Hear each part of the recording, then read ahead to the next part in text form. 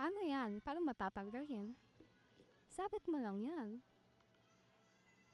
Hmm? Oo, sisira mo yan.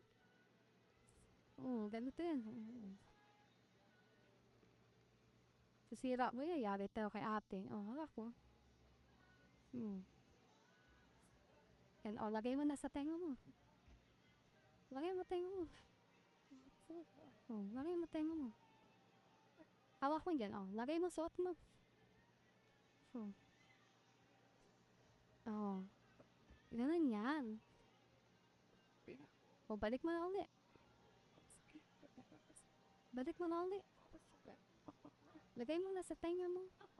Balik yun na nga daw.